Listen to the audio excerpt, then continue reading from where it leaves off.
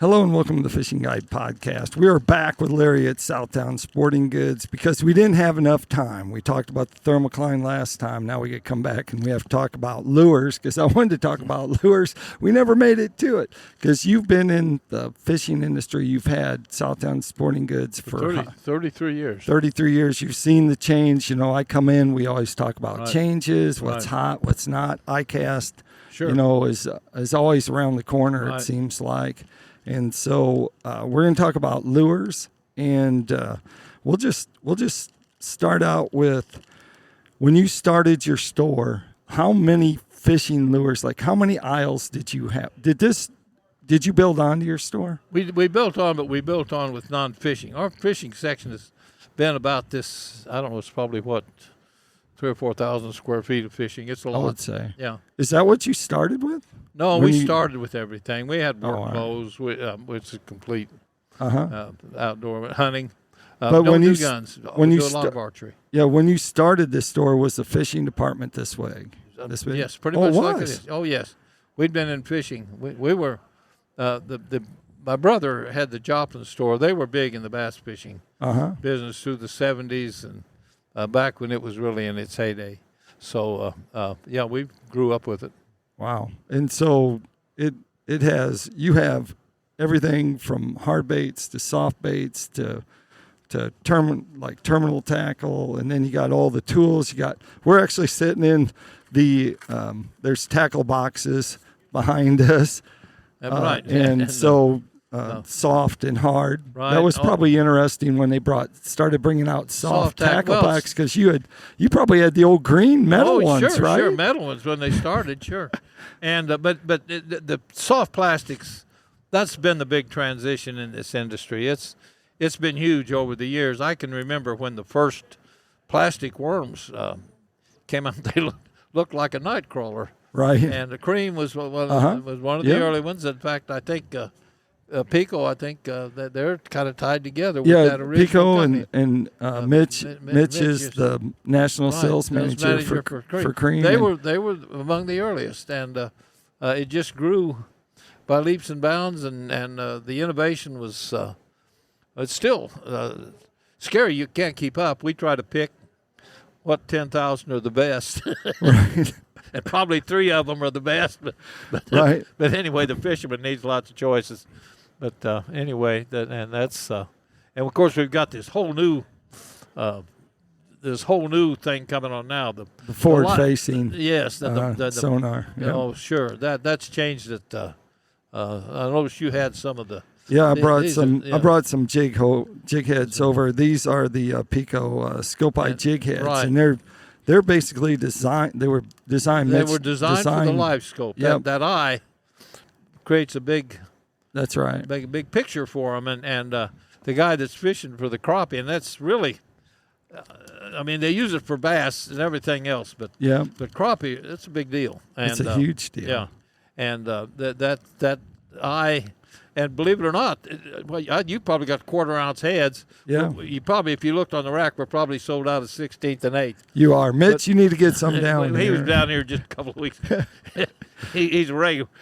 We're midsummer and we're running out of them, but it's a this eye is it's a big deal. It attracts. You can put whatever you want for plastic on the tail of it or a minnow. Right. They fish a live minnow on them.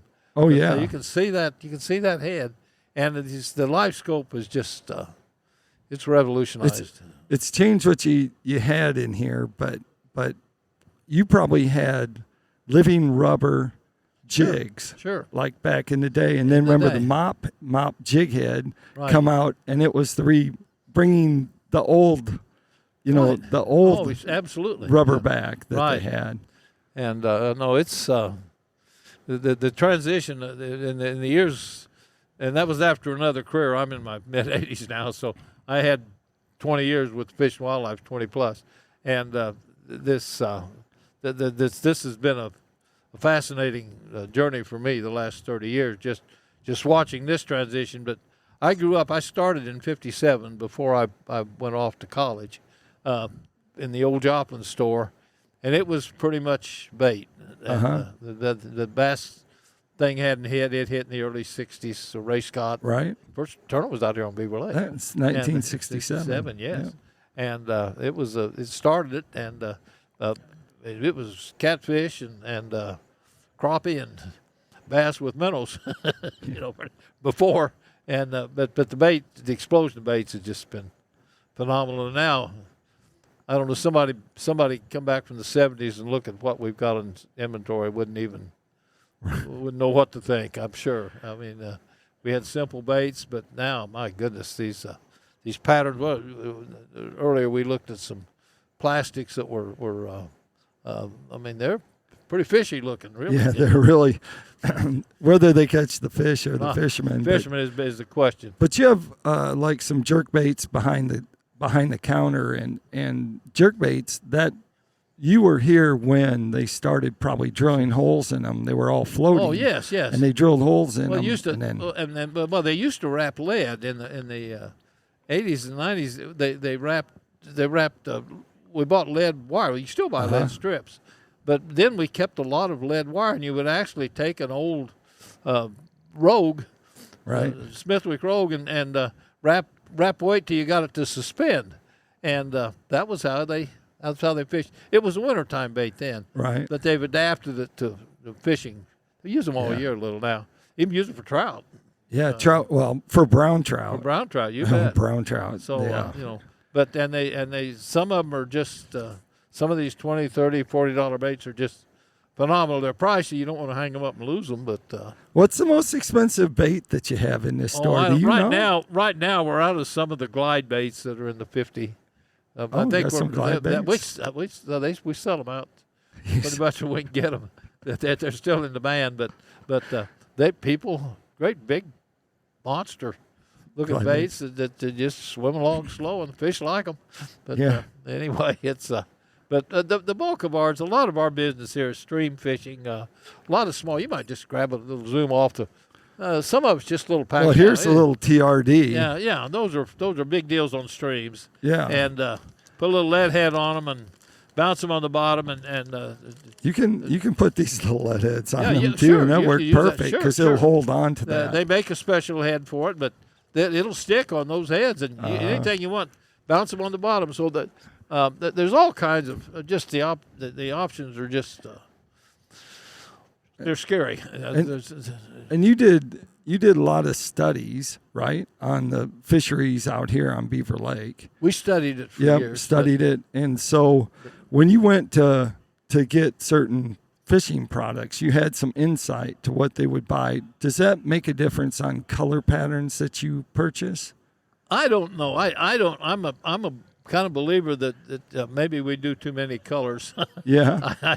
I like something that's a natural color. Now you're not supposed to say that. You own a store, well, so. I know, but I still, deep down inside, the fisherman's still going to buy what he likes. Right. But it's the options are just unlimited, and different colors of waters, no doubt about that. Muddy water, brighter colors, clear water, you tend to more mimic a fish. And you can look on the wall and just pick off baits, and the person makes the choice. Does this look most like a shad? Right now, you want to get something that kind of looks like a shad for a lot of the crankbait type baits, and then the others, something that mimics a crawfish. But my goodness, because of water clarity varies, how they react. Does orange do better? Does green pumpkin do better? Shades of purple and orange are popular always, and I've never really understood that. But for whatever reason, the way the colors transition in water. Right. These robo worms, you look at one of them. Yeah. And you say, my goodness, why would anybody buy that? Yeah. But they Purple, love it. brown, green. Purple, green, yeah. Yeah. And so, but what I think doesn't, I think they hit something because they like it, but, it goes by them. I think most of the bass are probably pretty much reaction. If a bite goes by, you don't know where it's coming from. They're going to grab at it, but something that looks natural in the water. And that could be so many different. There's a season in the spring when they're chasing nesting bass, trying to get one off a nest. Do you want something bright that you can see? Right. And so we sell methylate and Right. pink and chartreuse, and bright colors. But it's just white's always a good color. But that's it's not a natural color in the lake, but it works. So maybe it's the belly. Could the be. Belly Well, of the belly and all. That's probably an evolutionary thing. They look up. Right. People look at topwater baits. You can have all kinds of finishes, but to me, if almost all of them are going to have a white belly or a black belly. Right. White, light in the daytime, and at night, a lot of times a dark bait, and we sell all colors. Right. But if you look at the underside of one, if you can't find the color you want, look for one with a white belly. There you go. Forget the back, and fishermen do, but you keep the selection for the fishermen. I don't know if it's as much for the fishes. How about let's just talk about white bass, because I know you know a lot about white bass, and you studied white bass, and so best colors and best lures for white bass. Well, that varies a lot. Little spoons are always good. Little crankbaits, white bass. A lot of the time in the summer, it's kind of a spontaneous event. They're moving around feeding, and I know a lot of fishermen will be out fishing, and all at once they kind of erupt, and you got a few minutes. Well, a lot of times what you got on your pole is what you're going to throw. Right. And if you've got a fairly small, there's a whole wide range of baits. Sometimes they'll be deeper. On Grand Lake, they throw a lot of little grubs, little plastic grubs all summer.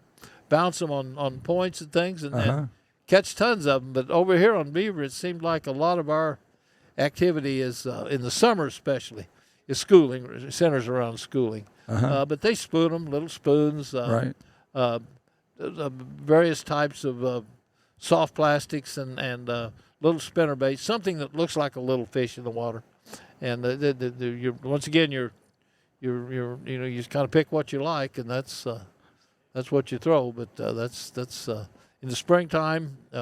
It's a lot of soft plastics, small ones, little fishies. There's a whole variety of baits that a whole bunch of them. We keep them all, and we talk about it when people come in. But a lot of that is in the spring. I think it's presentation.